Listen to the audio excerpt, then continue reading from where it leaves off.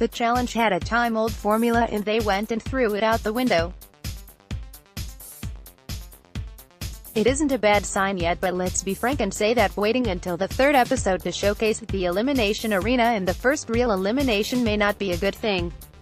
The first challenge, finally. I joked last week that we didn't get a real challenge, but we finally got that this week. The challenge put on their own Cirque with 2 heats, having the teams swing their partner into the middle in attempt to grab rings and bring them back to the platform before doing that a dozen or so times. When you look at the teams, it's easy to see which competitions lean towards the strongest. Finesse was important Tuesday night, but the winners were a surprise as Kyle and Brad not only won the first heat but tied the second and won on time. Team Bandana looks strong. Who's Banana's vendetta? It's Tony time. Finally we get past the joke. Tony comes strolling out and easily forming one of the toughest teams in the house.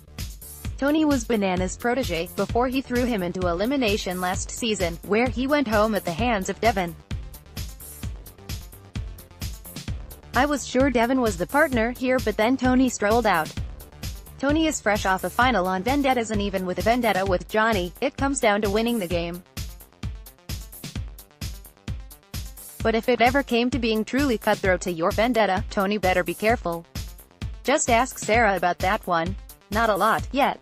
We did get a Big Brother type of watch for the Redemption House. The main house doesn't know about that, but after Dirty 30 and vendettas, I'm sure they don't really believe these teams are gone. What we've learned is that some teams are already looking like layups and it's their own doing. Derek doesn't seem to care about Tori's opinion after their past, and Veronica doesn't seem to care at all, which could destroy CT's game at the jump. That's 2 teams that just seem like if they don't find a way to work to strengths won't be in South Africa long. We also saw Zach and Amanda go from tops in the opener to bottom last night. Lucky for them, everyone not named Brad and Kyle was deemed unsafe. An update on Kaylee and Cam too.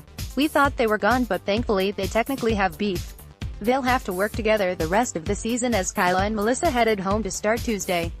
What's next? An elimination, finally. A real one. The best part of the challenge has been the elimination arena. Whether it be the pit, the ring, etc. It all comes down to those big moments, staying in the game.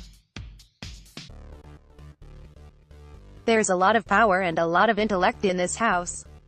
From the end episode preview, it seems if you're trying to get someone out, you'll have to be ready to do it yourself. I think that'll be fun. Let's see it. Armageddon, here we go.